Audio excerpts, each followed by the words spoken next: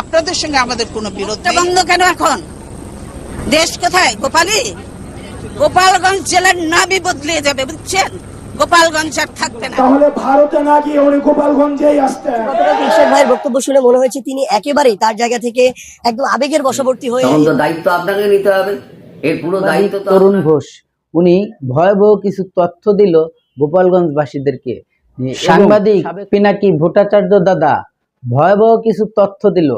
সুপ্রিয় দর্শক শ্রোতা, আসসালামু আলাইকুম। দেশে এবং প্রবাসে, দূরে এবং কাছে, যে যেখান থেকে আজকের এই ভিডিওগুলো দেখার জন্য প্লে করেছেন, সবাইকে আন্তরিক শুভেচ্ছা, অভিনন্দন। দর্শক শ্রোতা, খুবই গুরুত্বপূর্ণ কিছু ইম্পর্টেন্ট ভিডিও নিয়ে আপনাদের সাথে হাজির হয়েছি।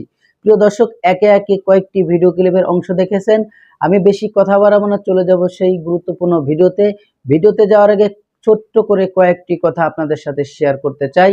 আমাদের সাংবাদিক তরুণ ঘোষ উনি ভয়াবহ কিছু তথ্য দিল গোপালগঞ্জবাসীদেরকে নিয়ে, এবং সাবেক প্রধানমন্ত্রী শেখ হাসিনা এবং বর্তমান বাংলাদেশের যে সেনা বাহিনীর প্রধান ওয়াকারুজ্জামান স্যারকে নিয়ে কিছু ভয়াবহ তথ্য দিল। তো আমি আর বেশি কথা বাড়াবো না, চলে যাব সেই গুরুত্বপূর্ণ ভিডিওতে যাওয়ার আগে ছোট্ট করে একটি রিকোয়েস্ট করব দর্শক, আপনি যদি আমার এই চ্যানেলে নতুন বন্ধু হয়ে থাকেন, ভালো লাগলে চ্যানেলটিকে সাবস্ক্রাইব করে রাখবেন। আর অলরেডি যারা সাবস্ক্রাইব করে রাখছেন তাদেরকে অসংখ্য ধন্যবাদ। সবার অধিকারের জন্য লড়াই করবো, সবার জন্য আমরা সমানভাবে লড়াই করবো। প্রিয় গোপালগঞ্জবাসী, আমরা আপনাদেরকে আহ্বান জানাবো, আপনাদেরকে আমরা জালিমের শাসন থেকে মুক্ত করেছি। আমরা ইনসাফের বাংলাদেশ করার জন্য আপনাদেরকে সাথে নিয়ে আমরা একসাথে দায় দলের এবং ইনসাফের বাংলাদেশ গঠন করব। আমরা স্লোগান দিয়ে আমরা আমাদের বক্তব্য শেষ করছি।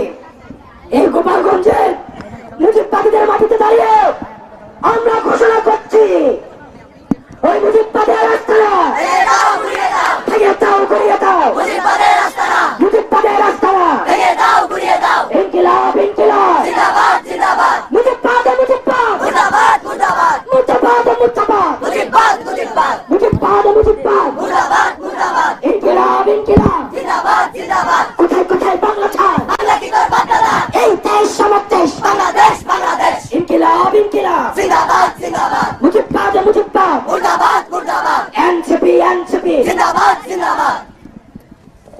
সংগ্রামী সহযোদ্ধারা, এ পর্যায়ে আপনাদের সামনে বক্তব্য রাখবেন জাতীয় নাগরিক পার্টি এনসিপি কেন্দ্রীয় আহ্বায়ক কমিটির বিপ্লবী সদস্য সচিব, ভারতবর্ষের এনেছে অজিত দোভাল। তিনি কিন্তু খুব তাড়াতাড়ি ছিঁড়ে গেছিলেন সেনাপ্রধান ওয়াকারুজ্জামানকে। তিনি বারবার প্রধানমন্ত্রী শেখ হাসিনাকে তিনি সতর্ক করেছেন, উনি ক্ষমতায় থাকাকালীন, যখন বাংলাদেশের প্রধানমন্ত্রী ছিলেন, সেই সময় থেকে আপনি এই মানুষটার উপরে বিশ্বাস করবেন না, এই মানুষটা কিন্তু ভালো নয়, এ আপনার পিঠে ছুরি মারবে। কিন্তু আপনাদের দেশের প্রধানমন্ত্রী তিনি মানেননি, তিনি ওনার ওপরই আস্থা রেখেছেন।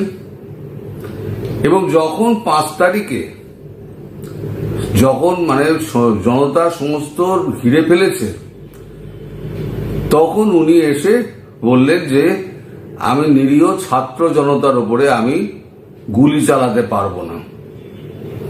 শেষে ভারতবর্ষের প্রবল চাপে প্রধানমন্ত্রীকে ভারতবর্ষে পাঠিয়ে দেওয়া হয়।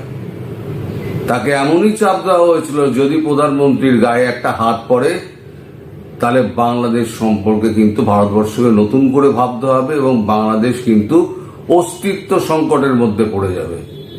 এই হুমকি শোনার পর তখন ওয়াকারুজ্জামান, এটা আমি প্রথম আপনাদের বললাম, ওয়াকারুজ্জামান তখন তড়িঘড়ি করে একটা হেলিকপ্টার করে উনি সোজা বিমানবন্দর, সেখান থেকে সামরিক বিমানে ভারতবর্ষে পাঠিয়ে দিলেন। এখানে ফিরে আসার পরও তার প্রতি, ওয়াকারের প্রতি প্রধানমন্ত্রীর আস্থা অটুট ছিল। এই যে তিনি 5 তারিখে বললেন আমি নিরীহ ছাত্র জনতার ওপরে আমি গুলি চালাতে পারবো না, খুব ভালো কথা, গুলি চালাননি আপনি, প্রধানমন্ত্রী ওখান থেকে চলে এসছেন, তাহলে কি এমন ঘটলো কালকে সেই নিরীহ জনতার উপরে আপনি একেবারে